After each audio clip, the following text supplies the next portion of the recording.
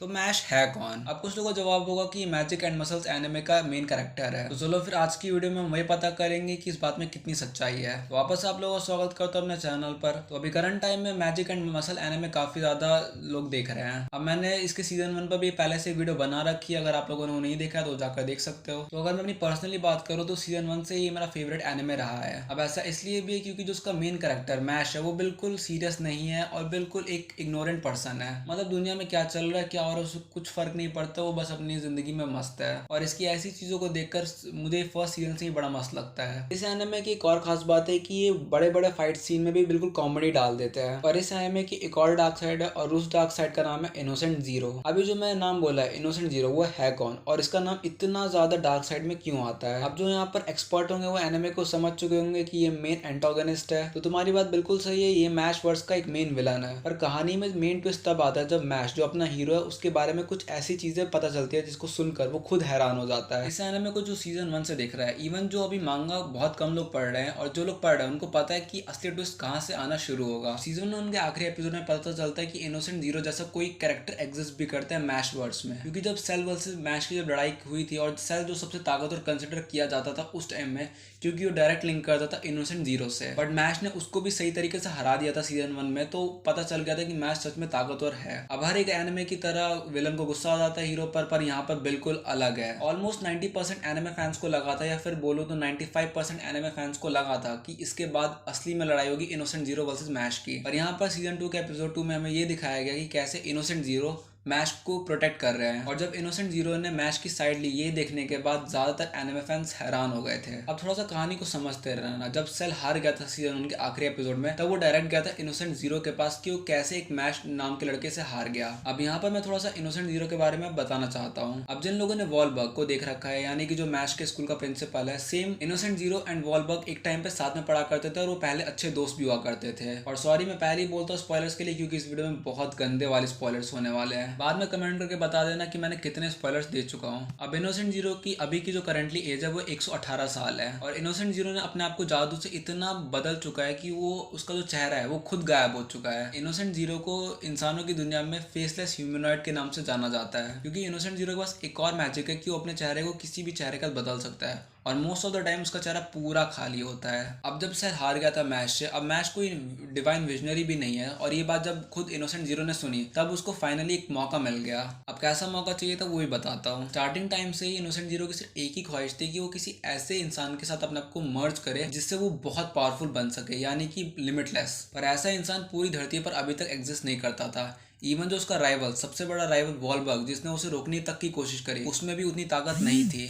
अब अपने prime time में even Wahlberg versus innocent zero की बहुत भयानक लड़ाई हुई थी और उसी लड़ाई का फल ये मिला कि इनोसेंट जीरो ने अपनी खुद की अलग दुनिया बनाकर रहने लग गया। बट अभी करंट एरा में वॉलबर्ग बूढ़ा हो चुका है और उसके पास अभी उतनी मैजिक पावर्स नहीं बची है। बट दूसरी तरफ इनोसेंट जीरो अपनी डार्क पावर्स को और ज्यादा बढ़ा रहा है। और जो अभी करंटली डिवाइन विजनरी है वो इतने पावरफुल नहीं है कि वो डायरेक्ट इनोसेंट जीरो का सामना कर सके। हम सब जानते हैं कि डिवाइन विजनरी सबसे पावरफुल कहलाते हैं मैश वर्स में, बट उतने भी नहीं है कि वो डायरेक्ट इनोसेंट जीरो का सामना कर सके। अब अपने एक टाइम में जहाँ वॉलबर्ग, इनोसेंट जीरो और मेलोडियोल, ये तीनों सबसे स्ट्रॉन्गेस्ट विजार्ड एडम जॉब्स के यहाँ सीखा करते थे और अपने प्राइम टाइम में ये तीनों बहुत अच्छे दोस्त हुआ करते थे। पर फिर उसके बाद इनोसेंट जीरो के अंदर भूख लगी कि उसको एक परफेक्ट ह्यूमन बनना है, या फिर अगर ऐसी चीज एग्जिस्ट करती है तो उसको वो चाहिए। उसने उसी लालच के चक्कर में एक नई जंग शुरू कर दी इंसानों और जादू के खिलाफ। वॉलबर्ग की मेन एबिलिटी है स्पेस और इनोसेंट जीरो की जो मेन एबिलिटी है वो है टाइम। और जो आज के टाइम में इनोसेंट जीरो के पास तीन चीजों को पोजेस करता है, time, space and darkness. Innocent zero के पास एक और चीज का जादू है कि वो किसी का भी जादू चुरा सकता है।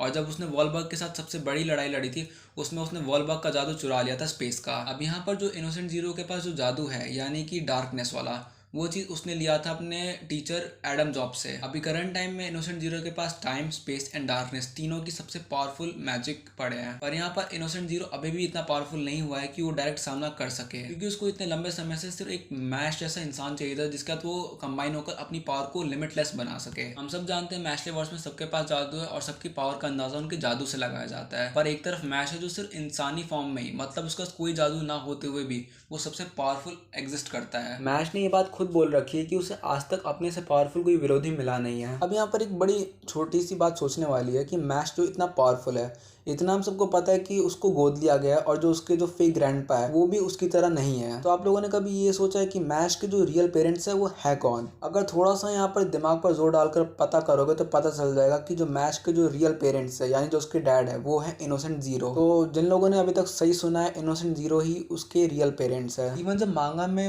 मैश को ये बात पता चली थी उसके बिल्कुल तोते उड़ गए थे। मतलब वो इस बात को समझ भी नहीं पा रहा था कि उसके जो रियल पेरेंट्स है वो इनोसेंट जीरो जैसा कैसे हो सकता है। इवन ये जो बात जब मांगा में पता चली थी मैश को तो उसके बिल्कुल तोते उड़ गए थे, क्योंकि इस बात का थोड़ा सा हिंट हमें सीजन 2 के एपिसोड 2 में दिखा दिया गया था कि जब इनोसेंट जीरो ने अटैक कर दिया था, मतलब अपने एक छोटे से स्पाई के साथ, तब उस स्पाई ने पहले ही बोल दिया था कि मैश को कोई कुछ नहीं करेगा। अब कुछ लोगों का ये प्रिडिक्शन था कि इनोसेंट जीरो ये नहीं चाहता हो कि जो उसका शिकार यानी कि मैश है वो किसी और के हाथों मरे, क्योंकि डिवाइन विजनरीज को बिल्कुल पसंद नहीं था कि इस पूरी दुनिया पर एक ऐसा इंसान भी एग्जिस्ट करता है जिसके पास जादू नहीं हो, इसलिए उसको मर जाना चाहिए। तो मैश के जो एग्जीक्यूशन ऑर्डर है उसको खुद इनोसेंट जीरो ने आकर रुकवाया था। अब मैश एंड इनोसेंट जीरो का थोड़ा सा रिलेशन यहाँ पर बनना शुरू हुआ था। अब कुछ लोग सोच रहे थे कि कोई टिपिकल एनिमे की तरह मेन विलन वेट कर रहा होगा कि मेन कॉन्फ्लिक्ट कब स्टार्ट होगा और वो डायरेक्ट जाकर मार सके उसको। और हाफ ऑफ द मांगा में इस बात को कवर अप कर दिया गया था कि मैश का जो रियल पेरेंट है वो है इनोसेंट जीरो। और ये बात सुनने के बाद जब मेन वॉर स्टार्ट हुई थी मैश वर्सेस इनोसेंट जीरो की, जिसमें कि मैश का साथ में थे वॉलबर्ग, अब ये लड़ाई जब स्टार्ट हुई थी तो इसमें से दो ही कंडीशन थी। इनोसेंट जीरो को स्टार्टिंग से दो चीजें चाहिए थी। पहला कि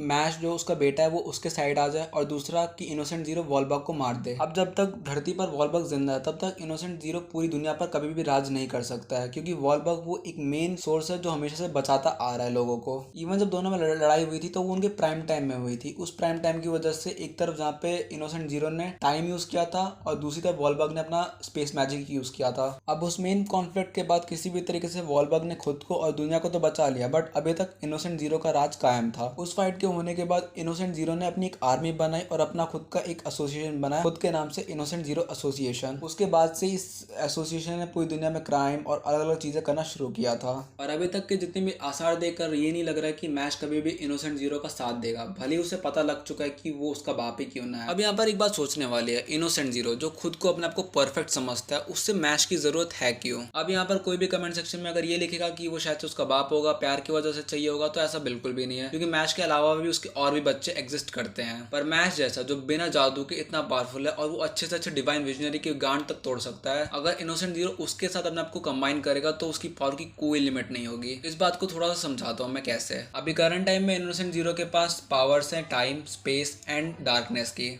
इनोसेंट जीरो टाइम का यूज करके टाइम को मैनिपुलेट कर सकता है, किसी भी तरीके से अपने आपको टाइम के आगे पीछे कर सकता है। इवन वो टाइम स्पेल को अपने ऊपर यूज करके अपने आप को छोटा बड़ा कैसा भी बना सकता है। और यही सेम चीज वो अपने दुश्मन पर भी कर सकता है, क्योंकि वो अपने दुश्मन को किसी भी तरीके से बना सकता है। स्पेस के जादू में वो बिल्कुल वॉलबर्ग की तरह अपने आप को स्पेस में किसी भी तरीके से मैनिपुलेट कर सकता है और यूज कर सकता है। और आखिरी में उसके पास आता है डार्कनेस। डार्कनेस की पावर की वजह से वो अपनी बड़ी से बड़ी आर्मी खड़ी कर सकता है और अपने आप को किसी भी लिमिट तक पहुंचा सकता है। और साथ ही में अब आती है इनोसेंट जीरो का दूसरा साइड। पहले साइड में वो बिल्कुल एक फेसलेस ह्यूमनॉइड है, और जब वो अपने आप को एक बिल्कुल डीमन फॉर्म में कन्वर्ट करता है तब इनोसेंट जीरो के पास आती है 5 आइज और 2 विंग्स। और ये डेमोनिक फॉर्म सबसे पावरफुल फॉर्म है इनोसेंट जीरो का। और साथ ही में इनोसेंट जीरो के पास इस डेमोनिक फॉर्म में आने के बाद उसकी जितनी भी पावर्स है सबकी लिमिट बढ़ जाता है। जब वो मैश से लड़ाई कर रहा था और जब मैश के मुक्के लग रहे थे तो जो उसकी रीजनरेशन एबिलिटी थी डेमोनिक फॉर्म में वो ज्यादा बढ़ गया था। डेमोनिक फॉर्म में जो इनोसेंट जीरो को डैमेज लग भी रहा था वो फटाफट रिकवर हो पा रहा था, और जो उसके बाकी के स्पेल्स एंड मैजिक है वो सब बूस्ट हो चुके थे। बट स्टिल यहाँ पर इनोसेंट जीरो को एक परफेक्ट बॉडी की जरूरत थी, और वो चीज दे रहा था मैश उसको। अब मैश एक परफेक्ट फॉर्म होगा क्योंकि उसके पास कोई जादू भी नहीं है ना पहले से,